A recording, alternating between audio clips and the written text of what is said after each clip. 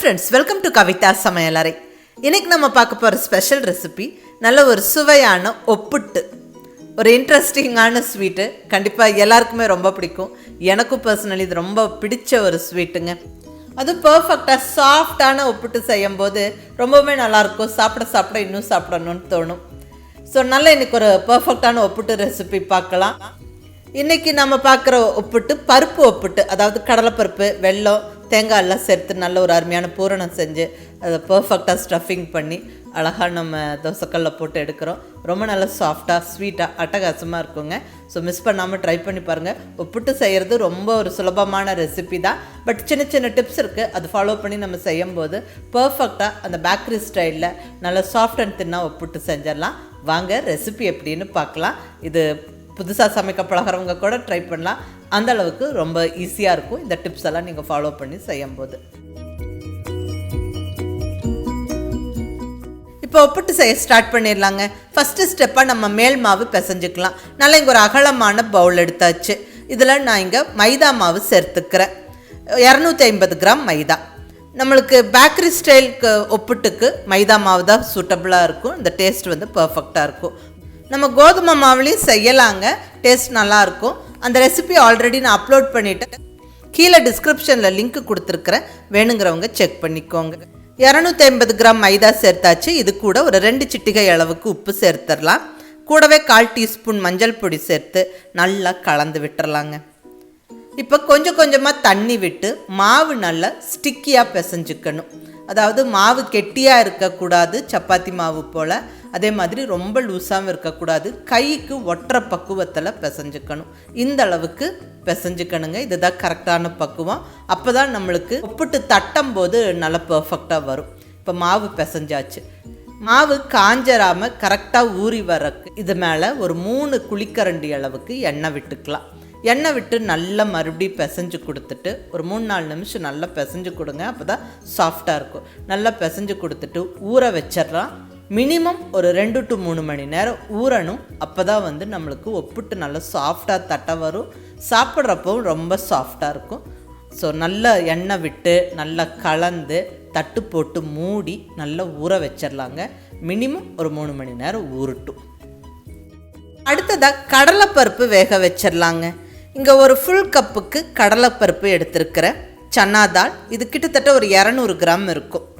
இது ஒரு அரை மணி நேரம் ஊற வச்சுட்டு நம்ம வேக வைக்கும்போது பர்ஃபெக்டாக வெந்துடும். இங்கே ஆல்ரெடி நான் ஊற போட்டிருக்கேன். இதை தண்ணியை வடிச்சிட்டு நம்ம குக்கரில் சேர்த்துடலாங்க. ஊறின கடலைப்பருப்பு கம்ப்ளீட்டாக குக்கரில் சேர்த்தாச்சு. இப்போ வேக வைக்கிறதுக்கு தண்ணி அளந்து விட்டுடலாம். 1 கப்பு கடலைப்பருப்பு எடுத்திருந்தோம். இதுக்கு 1.5 கப் அளவுக்கு தண்ணி விட்டு வேக வைக்கும்போது பர்ஃபெக்டாக வெந்துடும். இப்போ தேவையான அளவு தண்ணி சேர்த்தாச்சுங்க. குக்கர் மூடி போட்டு விட்டு வெயிட் வச்சு விட்டு 3-4 விசிலுக்கு நம்ம குக் பண்ணுவோம். பர்ஃபெக்டாக கடலைப்பருப்பு வெந்துடும். இப்போ இங்கே 4 விசில் வந்து ஸ்டீம் ப்ரெஷர்லாம் போனதுக்கப்புறம் ஓப்பன் பண்ணுறேன். பாருங்கள், கடலைப்பருப்பு பர்ஃபெக்டாக வெந்திருக்கு.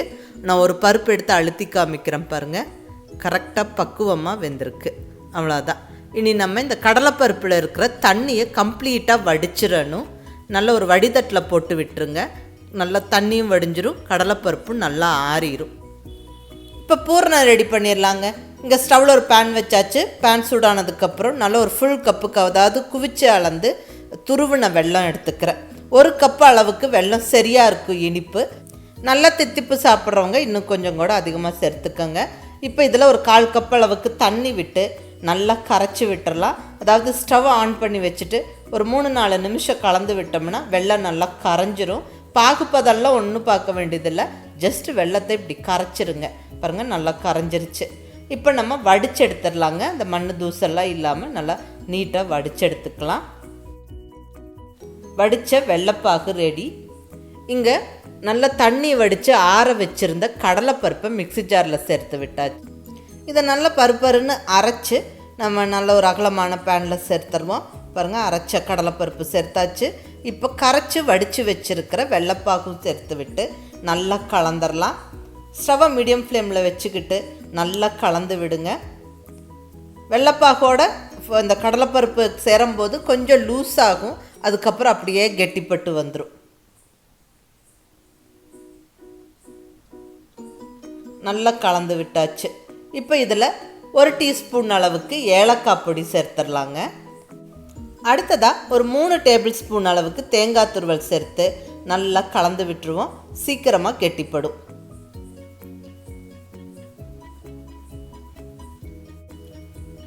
நல்லா ஒரு 4-5 நிமிஷம் ஸ்டவ்வை மீடியம் ஃப்ளேமில் வச்சுட்டு அப்படியே கலந்து விட்டுட்டே இருந்தோம்னா நம்மளுக்கு அந்த பூரணம் நல்லா கெட்டிப்பட்டு வந்துடும். பாருங்கள், நல்லா கெட்டிப்பட்டு வந்தாச்சு. இப்போ இந்த ஸ்டேஜில் நம்ம ஸ்டவ்வை ஆஃப் பண்ணி விட்டுட்டு அந்த பூரணம் அந்த பேன் ஃபுல்லாக அப்படியே பரவலாக்கி விட்டுருவாங்க. ஸோ சீக்கிரமாக ஆறும், சீக்கிரமாக இன்னும் கொஞ்சம் கெட்டிப்படும். இந்த ஸ்டேஜில் கண்டிப்பாக ஸ்டவ் ஆஃப் பண்ணிடணும். இதுக்கு மேலே ஸ்டவ் ஆனில் இருக்கக்கூடாது. நல்லா ஆறுனதுக்கப்புறம் நம்மளுக்கு ஈஸியாக இப்படி உருண்டை பிடிக்க வரும். பாருங்கள், கரெக்டான பதமாக இருக்குது. பூரணம் நல்லா உருண்டை பிடிக்க வருது. நல்லா சாஃப்டாக இருக்குது. நம்ம ரொம்ப நேரம் கிளறி இருந்தோம்னா வரன்னு போயிருக்கும். ரொம்ப முன்னாடி கிளறி ஆஃப் பண்ணியிருந்தோம்னா கொலன்னு இருக்கும். ஸோ இதுதான் கரெக்டான பக்குவம். நல்ல ஒரு சின்ன எலும்பிச்சம்பழ சைஸ் உருண்டைகளாக பிடிச்சி எடுத்து வச்சுருங்க. ஸோ பூரண உருண்டைகள் கரெக்டாக ரெடியாக இருக்குங்க.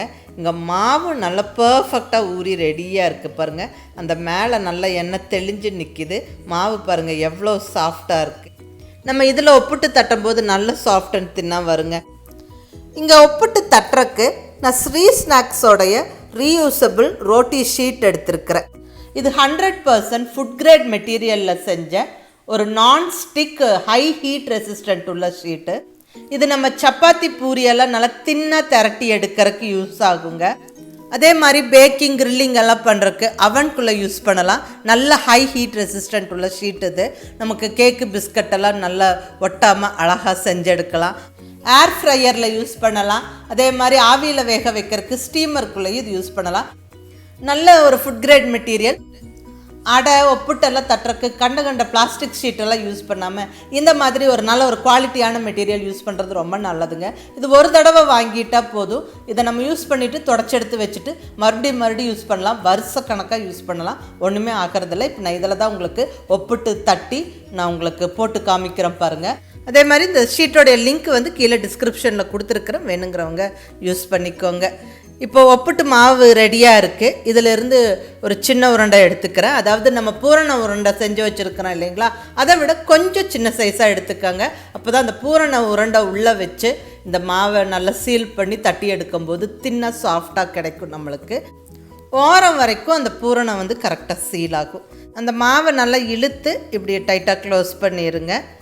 மேலே இருக்கிற எக்ஸ்ட்ரா மாவை கொஞ்சம் கிள்ளி எடுத்துடலாம். அப்போ தான் வந்து தட்டும்போது பர்ஃபெக்டாக இருக்கும். இந்த மாதிரி கிள்ளி எடுத்துட்டு நடுவில் இருந்து தட்டிட்டு வாங்க. அப்போ தான் பர்ஃபெக்டாக அந்த பூரணம் வந்து எல்லா சைடும் ஓரம் வரைக்கும் போகும். ஆல்மோஸ்ட் ஒரு ரவுண்டு ஷேப்புக்கு தட்டியாச்சு. நம்ம எடுத்துகிட்ட மாவும் பூரணமும் நல்லா தின்னாவும் தட்டியாச்சு. இப்போ இந்த ஷீட்டோட அப்படியே நம்ம தோசைக்கல் மேலே போட்டுடலாங்க. நல்ல சூடாக இருக்கிற தோசைக்கல் மேலே இந்த ஷீட்டை அப்படியே திருப்பி வச்சு விட்டுருங்க. ஒரு 30 செகண்ட் இருக்கட்டும். அதுக்கப்புறமா இந்த ஷீட்டை அழகாக நம்ம பொறுமையாக எடுத்தோம்னா பர்ஃபெக்டாக நம்மளுக்கு ஒப்பிட்டு தோசைக்கல்லில் இருக்கும். இது நல்ல ஒரு food grade material, high heat resistant sheet. So தோசைக்கல் மேலே வைக்கிறதுல ஒன்றும் தப்பில்லை. இப்போ நல்லா ஒப்பிட்டு மேலே சுற்றிலையும் மேலேயும் நல்ல நெய்யை தடவி விட்டு பொறுமையாக வேக விட்டு நல்லா 2 சைடும் திருப்பி போட்டு நம்ம எடுத்தோம்னா அவ்வளோதாங்க. பர்ஃபெக்டான ஒப்பிட்டு ஜம்முன்னு ரெடி ஆயிடுச்சு. நல்ல தின் அண்ட் சாஃப்டாக அட்டகாசமாக இருக்குங்க. நீங்கள் மிஸ் பண்ணாமல் இதே மெத்தடில் செஞ்சு பார்த்துட்டு உங்கள் ஃபீட்பேக் சொல்லுங்கள். இப்போ அடுத்த ஒப்பிட்டும் நான் அதே ஷீட்டில் திரட்டி இப்போ போட்டு விடுறேன் பாருங்கள். நல்லா தோசைக்கல் மேலே வச்சு விட்டுட்டு நம்ம அழகாக எடுத்துடலாம். நல்லா ஒட்டாமல் அழகாக தின்னாக வந்துடும். நம்மளுக்கு ரொம்ப யூஸ்ஃபுல்லாக இருக்கும். இந்த ஸ்ரீ ஸ்நாக்ஸுடைய ரீயூசபிள் ரோட்டி ஷீட்டை மிஸ் பண்ணாமல் வாங்கி பாருங்கள். நல்லா அடை தட்டுறக்கு, ரோட்டி இந்த ஒப்புட்டெல்லாம் தட்டுறக்கு, கேக் டின்னில் யூஸ் பண்ணுறதுக்கெல்லாம் ரொம்ப யூஸ்ஃபுல்லாக இருக்கும்.